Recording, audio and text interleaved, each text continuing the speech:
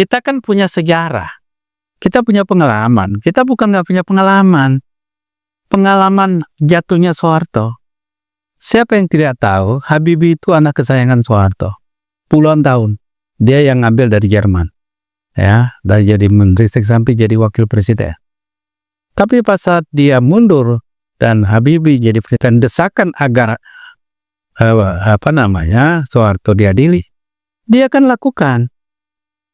Dia perintahkan Jaksa Agung, walaupun mungkin di balik itu ada mungkin beberapa pesan tolong secara lebih ini segala macam, tapi secara political will Dilakukan presiden waktu itu ya. dan itu perintahkan, ya, diperiksa dan diadili. Walaupun akhirnya karena kesehatan dia tidak layak atau dia, dan itu persoalan lain. Tapi ada proses. Dan masyarakat kan kolindo. Dengan proses itu kan masyarakat mengarah kepada bagaimana proses hukum ditegakkan. Nah, itu melatih masyarakat berpikir secara hukum. Dan itu dampak internasionalnya apa? Itu sejarah. Dolar kita yang dari 19.000 turun 6.000. Saya ingat betul itu. Bisa. Karena itu tadi. Ya, perintahkan Jaksa Agung KPK selidiki siapa-siapa yang dituduh oleh baik LSM maupun OCCRP tadi, ya, kepada Pak Jokowi dan keluarganya. Kalau memang nggak benar, clearkan. Kalau benar ya diadili, proses hukum. Tidak ada jalan lain. Seperti yang diumumkan oleh Pak Ghazali tadi, ya, panjang lebar. Memang Pak Prabowo sebagai pemerintah baru, yang harus dilakukan itu penegakan hukum. Tidak ada cara lain gitu loh. Karena sebenarnya hukum itu menjadi prasyarat bagi pembangunan ekonomi dan pembangunan politik gitu loh. Tapi kan sekarang hukum itu kan sudah jungkir balik. Hukum justru menjadi alat kekuasaan. Jadi dari mana memulainya? Kembali lagi pada proses penegakan hukum gitu. Tanpa itu saya kira tidak akan bisa meyakinkan rakyat, meyakinkan publik, meyakinkan dunia internasional bahwa Indonesia itu memang sudah punya pemerintah baru, pemerintah yang lebih clean, ya, yang lebih clear, ya. Nah itu kan sangat ditunggu-tunggu gitu loh. Nah Pak Prabowo itu kan 5 tahun. Waktu 5 tahun itu singkat sekali. Tapi kalau beliau, Anda menyaksikan Just Talk, Justice Talk Show, bincang-bincang keadilan, politik, hukum, ekonomi, dan budaya bersama Hadi Priyono dari Jurnal Politik TV yang diberdayakan oleh visibangsa.com, media merdeka mencerahkan bangsa. Pemirsa, berjumpa lagi dalam bincang spesial Jurnal Politik TV, edisi khusus awal tahun 2025. Just Talk, Justice Talk Show, bincang keadilan seputar dunia politik, hukum, ekonomi, pendidikan, budaya, dan kesehatan. Khusus di awal tahun 2025 ini, kita akan coba menelaah sejumlah harapan masyarakat pada tahun 2025 ini. Kita sengaja menghadirkan Dr. Ghazali Husni Situmorang, pakar kebijakan publik kita, kemudian juga ada, seperti biasa, pakar ilmu politik, Asosiat Profesor Dr. TB Masa Jafar. Selamat tahun baru, Prof. TB, Bang Ghazali. Banyak harapan-harapan masyarakat ini. Tapi kita juga ingin gimana caranya agar harapan masyarakat itu tidak sekedar jadi omon-omon saja gitu loh, Bang. Karena ternyata kita nggak tahu nih bahasanya apakah kecolongan atau memang kita nggak berdaya, Bang Ghazali. Tiba-tiba organisasi jurnalis internasional, ya kan, merilis Presiden ke-7 Joko Widodo, tokoh dunia terkorup. Gimana Bang Ghazali? Ini kan kaget nih semua, ya kan. Di satu sisi ada sejumlah harapan, tiba-tiba orang di dalam negeri tak berdaya tiba-tiba bersuara. Dunia internasional. Gimana Bang Ghazali? Ya. Memang kalau kita bicara entry point-nya dari sisi itu, memang itu seperti membuka kotak Pandora. Dari persoalan-persoalan dalam negeri ini yang selama 70 hari, ya 71 hari lah ini, Jokowi pensiun sebagai presiden, persoalan-persoalan isu meminta pertanggungjawaban presiden dalam kasus-kasus HAM maupun kasus korupsi kan makin menguat. Itu sudah kita perhitungkan sebetulnya. Beberapa kali kita bertemu di sini dan tulisan-tulisan saya sebelumnya kita sudah menganalisis ya kondisi ini akan terjadi ya. Satu. Yang kedua, kita belum melihat ada upaya-upaya dari pemerintahan baru mencoba mengendalikan isu ini. Seperti isu ini dibiarkan saja ya. Sampai kita nggak tahu kemana. Artinya sampai mungkin suatu saatnya memang pemerintah harus terlibat menyelesaikan. Itu yang kita tunggu dan kita mendesak. Jangan dibiarkan jadi bola liar ya. Nah, itu jangan terlalu lama. Nah, OCCRP ini yang kita ini begini sering tidak fokus. Kalau ada pihak lembaga internasional memberikan pemberitaan terhadap kita, bukan substansinya yang kita bahas, tetapi kita mencurigai lembaga itu. Ya, saya membaca beberapa pengamat mengatakan, wah metodologinya tidak pas, ini begini lemah ya. OCCRP ini organisasi yang tidak jelas, dibayar oleh Amerika segala macam. Jadi bukan substansinya. Padahal kalau kita lihat substansinya, relevansi apa yang ditudingkan oleh OCCRP itu ya menyangkut crime dan corruption itu nampaknya sejalan dengan yang kita hadapi. Semangat yang tumbuh di dalam negeri 70 hari ini, tuntutan agar itu harus diselesaikan, ya, jangan mengambang. Dan kita tidak ingin juga Jokowi ini sebagai objek terus-menerus dan dia pada posisi ya tidak melawan tapi berdiam diri, dan itu tentu menyebabkan kondisi masyarakat juga tidak nyaman, membiarkan terjadinya pro dan kontra yang terus berlarut-larut.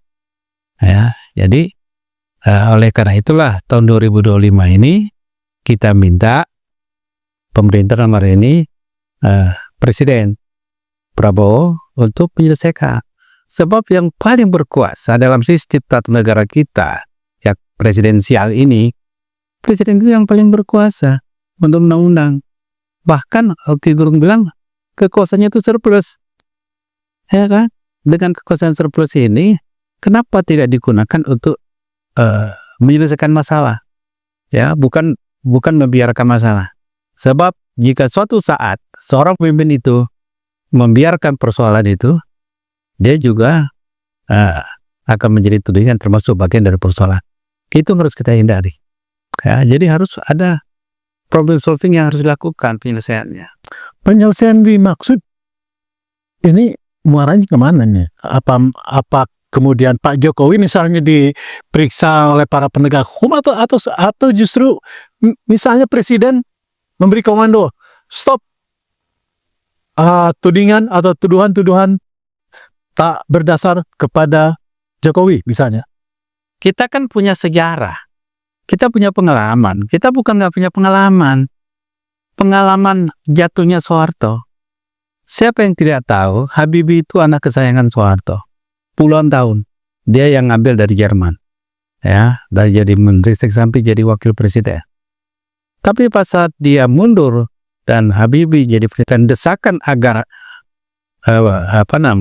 Soeharto diadili, dia akan lakukan. Dia perintahkan jaksa agung, walaupun mungkin di balik itu ada mungkin beberapa pesan tolong secara lebih ini segala macam, tapi secara political will Dilakukan Presiden waktu itu ya? dan itu perintahkan ya diperiksa dan diadili. Walaupun akhirnya karena kesehatan dia tidak layak atau dia, dan itu persoalan lain. Tapi ada proses. Dan masyarakat kan calling doh. Dengan proses itu kan masyarakat mengarah kepada bagaimana proses hukum ditegakkan. Nah, itu melatih masyarakat berpikir secara hukum. Dan itu dampak internasionalnya apa? Itu sejarah. Dolar kita yang dari 19.000 turun 6.000. Saya ingat betul itu. Bisa. Karena itu tadi. Ya, oleh betulnya berapa. Tapi itu satu bukti. Hubungan antara persoalan politik dan ekonomi ini, ya kalau Pak Prabowo bisa melakukan itu, saya yakin yang 16.000 ini mungkin bisa jadi 5.000. Seperti yang diinginkan para pengamat. Bisa saja, tapi ya perintahkan Jaksa Agung KPK selidiki siapa-siapa yang dituduh oleh baik LSM maupun OCCRP tadi ya kepada Pak Jokowi dan keluarganya. Kalau memang nggak benar, clearkan. Kalau benar ya diadili, proses hukum. Yang pasti tidak boleh dibiarkan ya. Yang pasti jangan itu. Saya tidak sampai pada pada tahap membiarkan. Tapi saya lihat ini masih mungkin melihat momentum. Tinggal. Saya masih berharap akan ada langkah penyelesaian ya. Jadi kalau dibilang dibiarkan ya agak terlalu inilah. Tapi mungkin kalau terlalu lama kesan itu akan muncul. Jadi itu. Tapi Prof. Dede, apa implikasinya ini? Munculnya dari dunia internasional yang jelas-jelas menempatkan Pak Jokowi, mantan presiden kita, sebagai koruptor tingkat dunia ini. Implikasi politiknya apa? Jika dibiarkan seperti apa? Jika tidak dibiarkan juga seperti apa? Kira-kira gimana ya? Yang pertama yang jelas ya, jadi political distrust, kepercayaan publik itu kan turun, baik domestik maupun internasional. Itu yang pasti. Apa implikasinya? Implikasinya ke ekonomi. Karena tidak ada negara yang mau bertaruh untuk investasi kalau pemerintahnya tidak clean. Ya, walaupun pemerintahan Jokowi itu sudah berakhir. Tapi saya kira masyarakat internasional juga tahu bahwa pemerintahan Prabowo juga setengahnya itu adalah para menteri-menteri lama pada masa kabinet Jokowi. Artinya kabinet ini itu bukan kabinet yang clean. Bahkan dulu publik mengharapkan kabinet itu adalah kabinet Zakon kabinet. Itu kan harapannya kan. Tapi kan itu tidak terwujud gitu ya. Ya, jadi catatan terhadap pemerintahan Prabowo itu sesungguhnya itu juga akan mengganggu kinerja pemerintahan Prabowo. Karena kalau stempelnya pemerintahan itu korup, itu berat sekali, ya. Lalu kalau pemerintahan korup, artinya kan tidak ada kepastian hukum. Ya, itu kan berkelindan ya. Nah, begitu juga dia akan mengimbas pada ekonomi.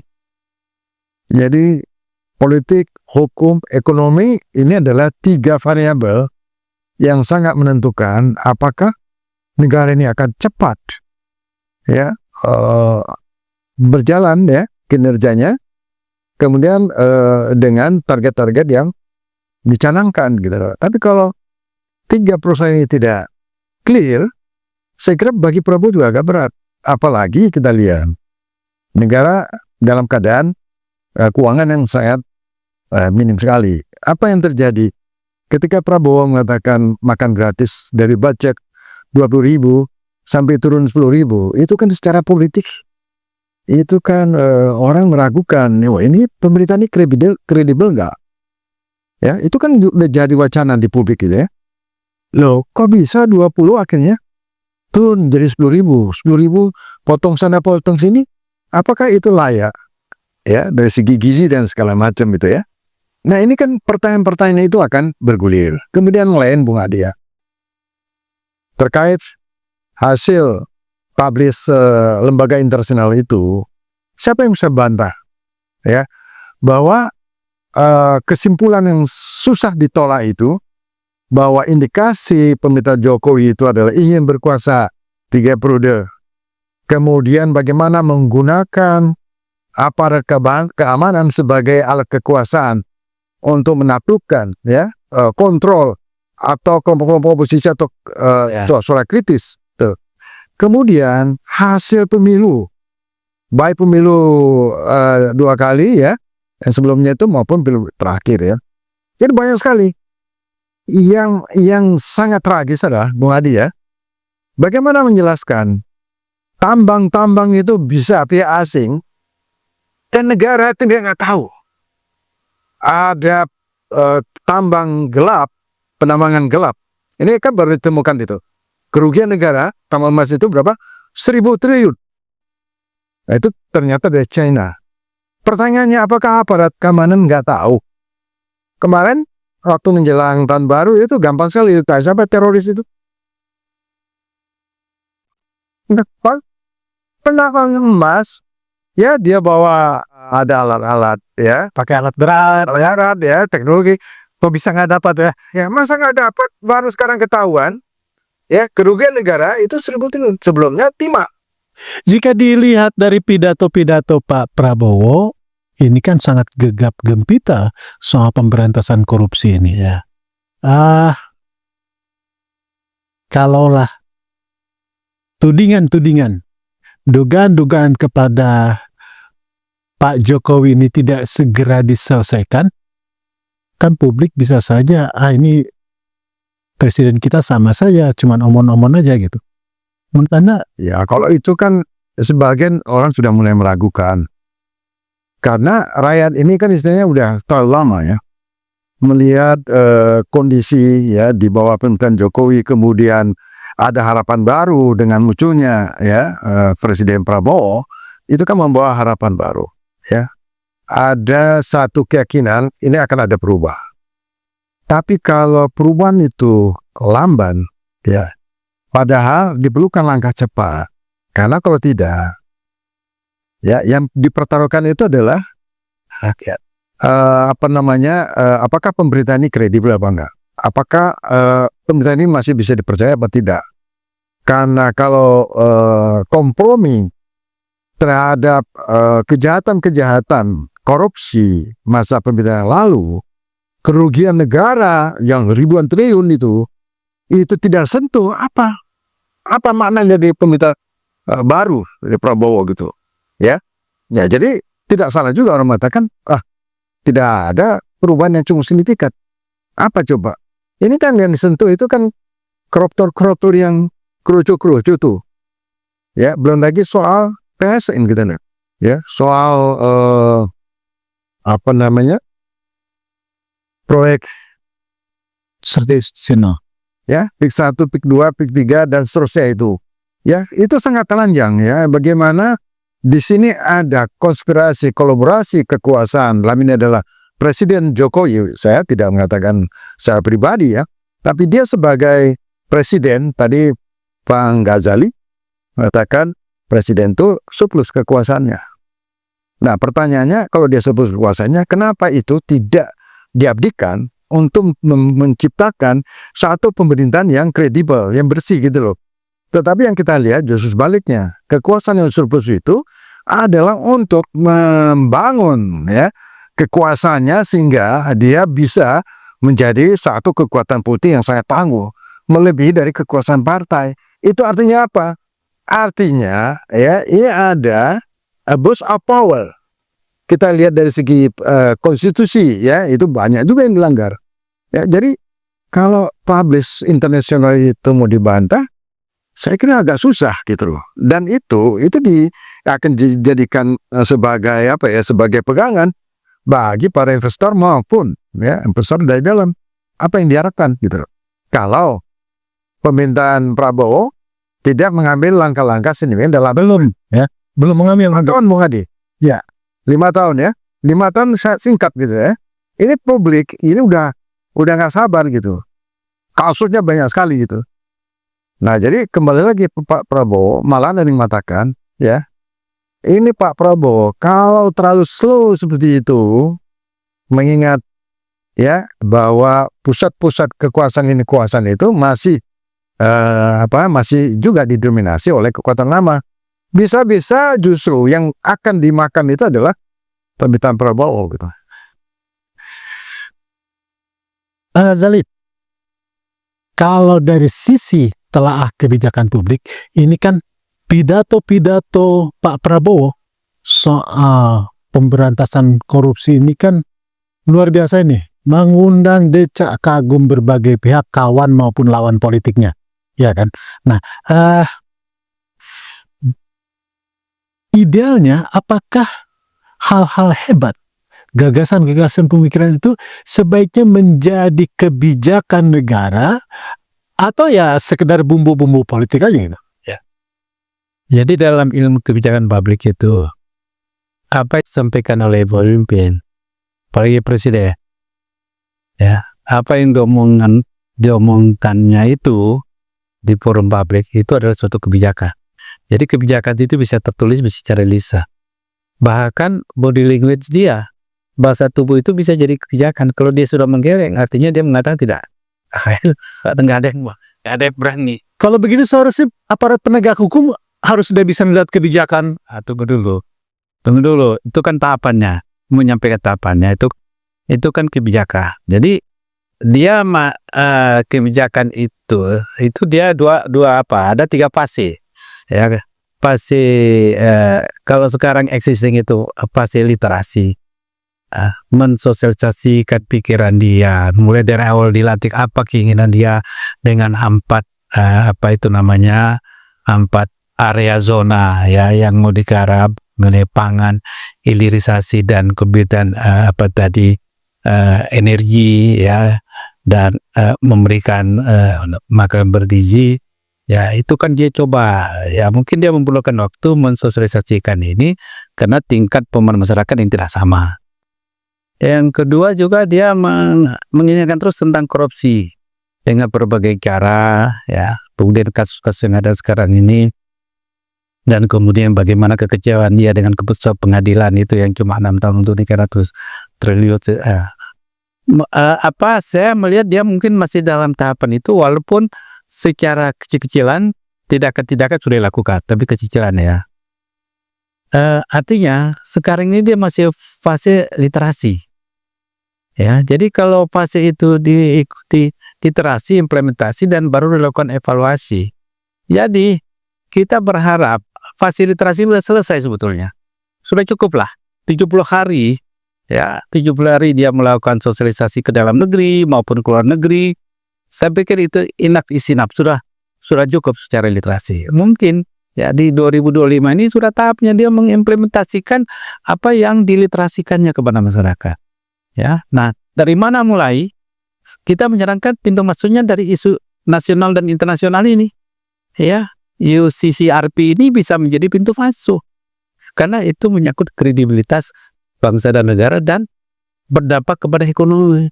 Ya, dikatakan tadi oleh Profesor TB tadi, itu dampak ekonomi luar biasa. Orang mana mau investasi kalau persoalan korupsi? Nggak jelas, apalagi yang korupsi itu mantan presiden baru 70 hari yang masih punya orang-orang di dalam di situ. Kalaupun dia urusan investasi, mungkin dia bertemu dengan orang-orang yang dulu juga melakukan hal yang sama masa Pak Jokowi. Ini kan blunder bagi Pak Prabowo. Tapi saya pikir Pak Prabowo itu sudah memikirkannya, ya. Dia sudah memikirkan ini, tinggal mungkin kalau ini 70 hari, orang bilang ada pemeriksaan hari, mungkin dalam 30 hari ini, ya kan? Kita tunggu dalam 30 hari ini ya. Ya, dia kan 70 hari pemerintahnya. Kalau ada katanya 100 hari ya. Jadi dia masih ada waktu 30 hari lagi untuk membuat implementasi yang berupa hal-hal yang sangat signifikan, ya. Atau bahkan kalau kita mau agak lebih longgar supaya jangan terlalu frustrasi, dia bilang minta waktu 6 bulan kan. Tapi Pak 6 bulan mungkin sudah eksekusi, ya, mungkin sudah ada kabinetnya yang harus dia ganti atau dia bahkan mungkin aja dia likuidasi atau apa, ya, karena bisa saja. Karena kita juga langkah-langkah itu indikasinya ada, walaupun kita nggak sabar. Misalnya proses penggantian 300 jenderal, ya. Nah ini kan memang suatu kekuatan, tidak gampang menggeser jenderal itu loh. Nah, tapi itu dia sudah lakukan. Tapi kan sebetulnya nggak cukup. Kita yang perlu itu polisinya, guys. Kedua dia parcok tuh di situ tuh. Masih soal implementasi kebijakannya, Bang Ghazali. Bukankah seperti Anda sampaikan, sebenarnya apalagi sudah disampaikan ke publik, ya kan? Ya. Pembicaraan dia. Sekedar senyum saja pun harusnya sudah bisa dibaca oleh para pembantu presiden sebagai ini loh kebijakan presiden. Kira-kira teknologi kita ini luar biasa. Kita jejak digital orang itu gak bisa kita abaikan. Jadi apa yang diomongkan itu bisa direkam orang, diulang-ulang berulang-ulang. Jadi nggak bisa, orang akan lupa. Jadi saya yakin juga Pak Prabowo apa yang diomongin itu pasti dia catat dan menjadi komitmen dia. mestinya para penegak hukum, para pembantu Pak Prabowo, Ya. mestinya bisa menangkap ini dong. Iya, tapi kalau nggak ada perintah langsung, Masih butuh perintah langsung ya. Karena deh, ini gimana nih para pembantu presiden nih? Bukankah Pak Prabowo sudah menyampaikan banyak sinyal, banyak kebijakan-kebijakan yang akan dia tempuh? Kan dia tegas itu, saya akan begini, saya akan begini. Soal korupsi misalnya, mulai dari coba membujuk, mengingatkan untuk bertobat, ya kan? Sampai pada mengancam, kalau perlu dihukum 50 tahun yang terakhir ini. Gitu, ya kan? Menurut Anda, para pembantu presiden ini yang lamban atau masih pakai yang tunggu perintah dulu gitu? Saya pernah mengatakan, bagaimana mungkin kalau pejabat-pejabat yang menjadi bagian pemerintahan Pak Prabowo sekarang ini itu punya catatan. Ya, kita kan nggak mau tunjuk aja. Menteri-menteri mana yang sebenarnya sudah masuk ya ke KPK, bahkan itu yang mendorong itu adalah Jokowi sendiri kan begitu. Hanya saja itu dimanfaatkan untuk kepentingan kekuasaan. Sebenarnya itu memang beberapa ketua-ketua partai lah yang ada di dalam kabinet sekarang itu memang pantasan sudah masuk ke KPK. Anda pesimis dengan hadirnya mereka di kabinet? Saya pesimis karena bagaimana mungkin orang ibarat sapu kotor untuk digunakan untuk menyapu lantai bersih. Itu tidak mungkin. Jadi walaupun tunggu 100 hari, 200 hari, 1000 hari, Tidak mungkin. tidak mungkin ya? Ya. Jadi sekarang seperti Pak Ghazali katakan tadi, ya, tahap literasi kan dah selesai. Sekarang adalah tahap action, implementasi. Ya. Karena apa? Karena rakyat ini udah jengah juga. Ya, rakyat itu udah jengah. Publik itu sudah sangat bosan. Nah, sekarang bergantung kembali lagi pada Presiden Prabowo. Apa yang diucapkan, ya itu berbanding lurus dengan langkah-langkah yang cukup terukur, yang signifikan. Termasuk misalkan, apakah peninggalan KPK peninggalan masa Jokowi itu masih mampu bekerja nggak? Itu pertanyaan ya. Karena itu ada lini hukum, penegakan hukum untuk pemberantasan korupsi yang punya nilai strategis gitu loh. Ya, itu akan menjadi tolak ukur.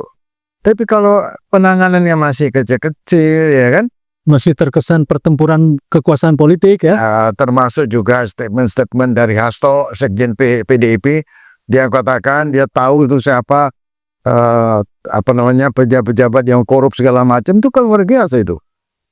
Ya. Maksudnya dikejar terus ya? Oh ya, tapi kalau ini sudah menjadi isu publik, isu politik ya, yang sudah masuk ke ruang publik, akhirnya kan bertanya, ini Pak Prabowo punya keberanian nggak?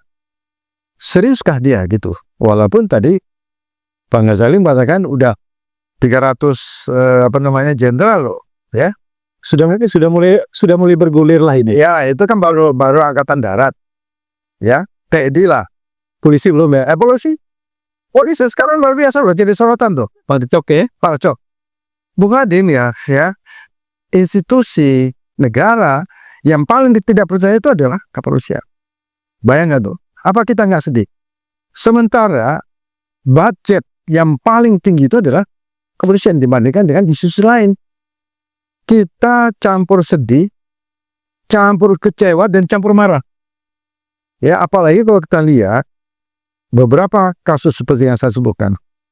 Kejahatan-kejahatan termasuk penambangan segala macam, itu kan semua dibiayai ya oleh negara untuk aparat negara. Masa nggak ketahuan coba? Itu ribuan triliun loh yang bisa digunakan untuk menyelesaikan masalah-masalah kebutuhan rakyat, kepentingan rakyat gitu loh. Mereka aparat negara tuh. Masa aparat negara buta buta penglihatan, buta hati, apa sebagai penonton. Kalau itulah benar adanya, kita bisa membayangkan betapa negara ini sangat rapuh sekali. Coba bayangkan, banyak aparat digaji yang cukup lumayan, tapi tidak bisa mengamankan ya sumber-sumber kekayaan alam kita yang dicuri terus-menerus. Mulai dari Morowali, ya, kemudian timah. Terakhir ini yang terakhir, saya ulangi lagi tuh ya. Penambangan emas gelap oleh pengusaha China, bayangkan itu. Kok negara tidak tahu gitu. Apa artinya sekarang kehidupan kita sebagai negara yang berdaulat gitu loh. Nah, jadi Prabowo yang selalu mendengungkan tentang nasionalisme, tentang heroisme, sekarang buktikan aja. Apakah omongan Pak Prabowo itu bisa nggak kemudian menaruh harapan rakyat, publik, supaya rakyat ini menjadi optimis gitu. Itu masalahnya gitu. Mas Ghazali, Anda mengatakan tadi, case tuduhan kepada Pak Jokowi ini bisa dijadikan entry point untuk law enforcement dalam pemberantasan korupsi ini. Kira-kira seberapa efektif bisa dilakukan? Sekarang yang bisa melakukan secara efektif hanya Prabowo. Hanya dia di Republik ini yang bisa melakukan suatu tindakan yang efektif, cuma dia. Karena itu tadi dia surplus kekuasaan. Yang bisa merintahkan polisi tentara cuma dia. Menteri nggak bisa. Yang merintah menteri semua kekuatan. Partai juga dia. Karena cuma masuk Kim Plus. Ya. Nah, jadi kaitannya, persoalannya ini adalah perseteruan Hasto dengan Jokowi ini kan Romli bilang juru bicara PDIP dia bubak tuh. Memang PDIP itu seperti di luar pemerintah. Ya, Jokowi juga mantan presiden. Tapi perseteruan antara Jokowi sebagaimana presiden yang baru 70 hari pensiun, bukan 5 tahun yang lalu, 70 hari lalu pensiun dengan Hasto dan mengancam dengan berbagai potensi korupsi berjamaah yang dituduhkan Hasto, itu kan imbasnya kan ke kabinet. Karena orang-orang kabinet yang dibilang Prof tadi itu 30-40% adalah orang-orang Jokowi, ya, yang mungkin akan masuk dalam daftar yang mau diletakkan Hasto. Nah, kalau yang meledakannya nanti di Rusia oleh Koni, ya dipublish di sana, ditangkap lagi oleh OCCRP, apa enggak ini menjadi semacam satu bensin yang makin memanaskan? Dan dampaknya apa? Ekonomi Indonesia dampaknya menggerus kewibawaan pemerintahan Pak Prabowo akan menggerus kinerja yang mau dia bangun. Suasana kerja akan tidak maksimal. Nah, oleh karena sebelum itu menjadi suatu hal yang terjadi, ya ledakan itu, selesaikan. Menyelesaikannya bagaimana? Di tulisan saya itu hanya satu aja cukup. Perintahkan KPK, ya. Kalau KPK yang nggak mau ya diganti. Ya, perintahkan KPK, perintahkan Jaksa Agung, kalau nggak mau diganti. Ya, untuk memeriksa mereka-mereka yang dituduhkan oleh lembaga internasional maupun nasional ini. Tujuannya untuk memeriksa Pak Jokowi ya? Ya, salah satu objeknya tentu Pak Prabowo, Pak Jokowi, dan tentu kru-krunya ya. Ya, sebagai kalau dalam istilah tumbuhan itu dia akar tunjangnya. Ya, termasuk akar-akar serabutnya itu para oligarki dan peng-peng itu. Tahu kan peng? Akarnya yang menggurita kemana-mana ya? Nah, itu kan akar serabutnya. Nah, itu kalau memang itu perintahnya itu bisa dilaksanakan, masyarakat kan tenang. Silakan masyarakat mengawal. Dan ini untuk menjaga marwah dan martabat Pak Jokowi ya? Dan ketenangan masyarakat Sebagai presiden. ada kepastian hukum. Dan tentu juga hakimnya, ya pengadilannya betul-betul dia hati-hati. Kalau enggak, yang main adalah pengadilan rakyat. Nah, keadilan rakyat mengawasi. Itu kondisi politik, saya akan lebih kondusif. Dan akan dukungan kepada Pak Prabowo untuk agar ekonomi diperkuat, akan banyak dukungan. Saya yakin itu. Ya, karena itu dialah yang memang diharapkan bisa mengeksekusi yang tadi saya katakan kasus Pak Harto dulu. Sudah jelas, ngapain memburu koruptor itu sampai ke antariksa tanah? Ya, nggak ada orang di depan mata kok. Ya, di depan dia hanya jarak berapa ratus kilometer kok yang mau yang mau diambil gitu, diadili, diperiksa oleh kejaksaan maupun KPK, selesaikan, disupervisi, ya, disupervisi oleh Presiden, tunjuk Menko Polhukam sebagai supervisornya, ya. Saya pikir akan makin kondusif, hiruk pikuk politiknya tensinya akan menurun. Mereka yang ngomong segala macam, ya, itu akan menurun. Persoalan itu ikutannya ibarat macam akan tensinya akan turun. Persoalan kebijakan ekonomi itu akan mengikut itu. Ya, aguan mungkin akan ikut lari malam dia kalau udah sampai begitu kan. Karena takut namanya akan ada di dalam itu.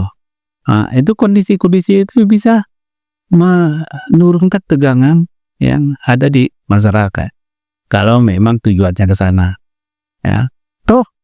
Anda setuju bahwa yang disampaikan oleh Bang Ghazali ini akan menurunkan tensi politik, atau sebaliknya malah bisa mengguncangkan? Saya menggali kan tidak ada jalan lain. Seperti yang diumumkan oleh Pak Ghazali tadi, ya, panjang lebar. Memang Pak Prabowo sebagai pemerintah baru, yang harus dilakukan itu penegakan hukum. Tidak ada cara lain gitu loh. Karena sebenarnya hukum itu menjadi prasyarat bagi pembangunan ekonomi dan pembangunan politik gitu loh. Tapi kan sekarang hukum itu kan sudah jungkir balik. Hukum justru menjadi alat kekuasaan. Jadi dari mana memulainya? Kembali lagi pada proses penegakan hukum gitu. Tanpa itu saya kira tidak akan bisa meyakinkan rakyat, meyakinkan publik, meyakinkan dunia internasional bahwa Indonesia itu memang sudah punya pemerintah baru, pemerintah yang lebih clean, ya, yang lebih clear, ya. Nah itu kan sangat ditunggu-tunggu gitu loh. Nah Pak Prabowo itu kan 5 tahun.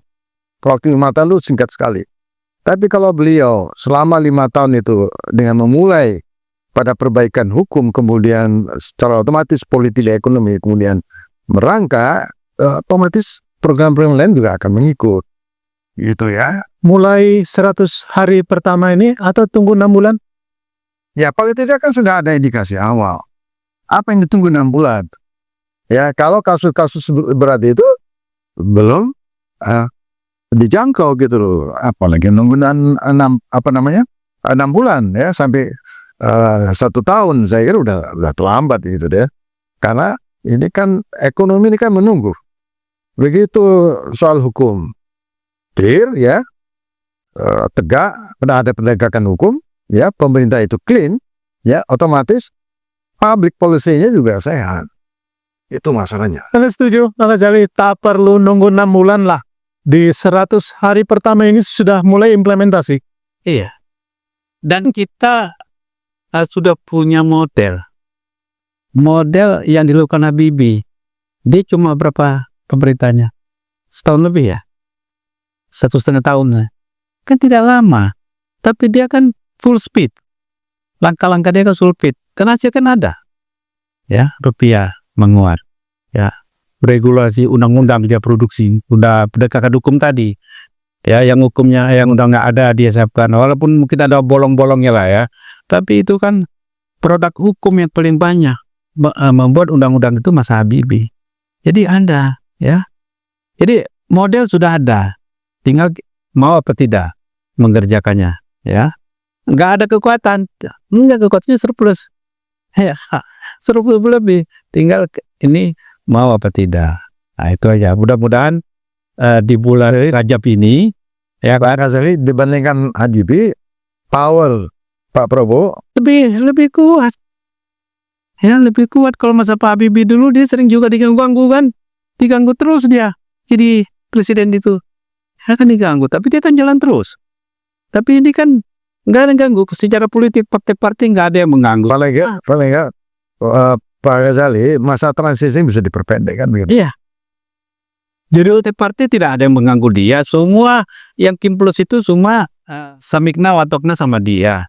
Apalagi Nggak ada hambatan dia. Nggak perlu nunggu sampai bulan puasa ya. Bulan Rajab sudah bisa selesai ini. Ini bulan Rajab, bulan kita disuruh bertaubat kan? Kan bulan suruh bertaubat. Ya caranya bertaubat itu macam-macam. Caranya membuat kebenaran, kebijakan dalam kekuasaan yang diberikan itu secara benar. Itu bentuk taubat nasuhanya.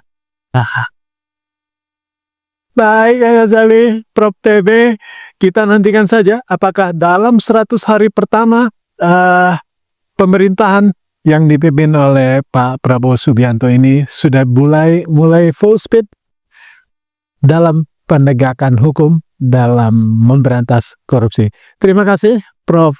TB, Dr. Ghazali. Pemirsa, nantikan telah menarik lainnya hanya di Jurnal Politik TV yang diberdayakan oleh visibangsa.com. Billahi taufiq wal hidayah. Wassalamualaikum warahmatullahi wabarakatuh. Merdeka! Merdeka! Anda menyaksikan Just Talk, Justice Talk Show. Bincang-bincang keadilan, politik, hukum, ekonomi, dan budaya bersama Hadi Priyono dari Jurnal Politik TV yang diberdayakan oleh visibangsa.com. Media merdeka mencerahkan bangsa.